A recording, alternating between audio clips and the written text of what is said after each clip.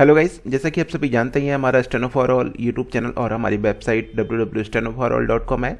यहाँ ये इस सीरीज़ की 51 नंबर डिक्टेशन है। सभी डिक्टेशन लिखने के लिए तैयार रहें। रेडी।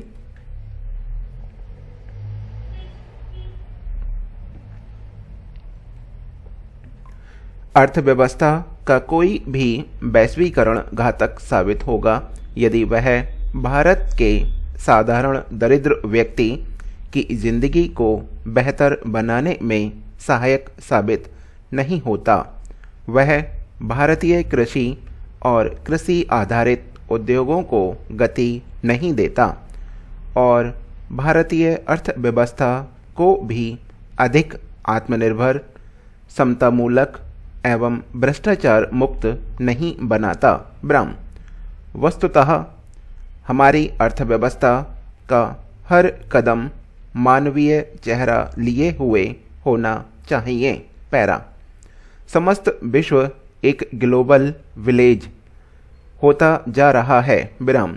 सन 1985 में रूस के तत्कालीन राष्ट्रपति गोर्बाचोव ने कहा था कि विश्व के सभी समाज आर्थिक प्रक्रियाओं के आदान प्रदान एवं त्वरित सूचना तंत्र की प्रक्रिया के कारण सब इतना निकटता से जुड़ गए हैं कि अब संसार की न केवल दूरी कम हो गई है बल्कि एक दूसरे को प्रभावित करने की क्षमता भी बढ़ गई है। ब्राह्म।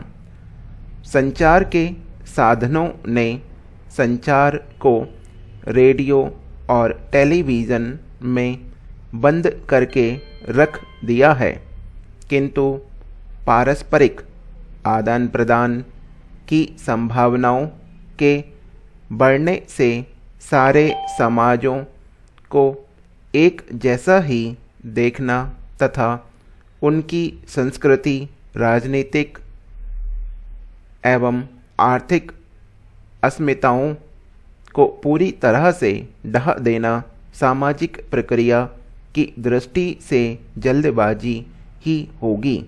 ब्राह्म।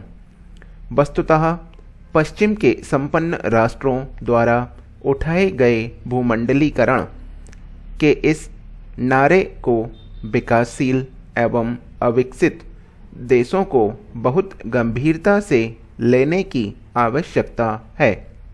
पैरा।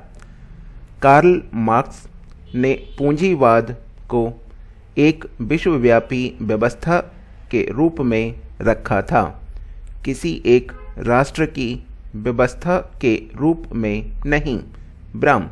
इसलिए भूमंडलीकरण पूंजीवादी व्यवस्था का ही स्वाभाविक विकास है। ब्राह्म। अतः पूंजीवादी व्यवस्था की बढ़ती जा रही सामर्थ्य के साथ साथ उसके शीघ्र प्रसारी दुष्प्रभावों को देखते हुए भी भूमंडलीकरण पर विचार करना चाहिए। ब्राह्म। विश्व में ज्यों-ज्यों तकनीकी विकास बढ़ता जा रहा है त्यों-त्यों पूंजीवादी व्यवस्था का प्रसार तथा भूमंडलीकरण की प्रक्रिया तीव्रतर होती जा रही है और यह प्रक्रिया विकसित देशों में इतनी तीव्र और प्रभावी कि पूंजीवादी व्यवस्था के दुष्प्रभावों से बचने के लिए अब वे अविकसित तथा अल्पविकसित देशों को इसमें शामिल करना चाहते हैं, क्योंकि अविकसित एवं संशोधित अर्थव्यवस्थाओं के बिना पूंजीवादी अर्थव्यवस्था का कोई अर्थ ही नहीं रह जाता। पैरा। पूंजीवादी व्यवस्था कमोबेश दुनिया के सभी देशों में फैलती जा रही है तथा वह अपने अगले पड़ाव में सभी देशों को वापस आपस में भी जोड़ती जा रही है। ब्राह्म।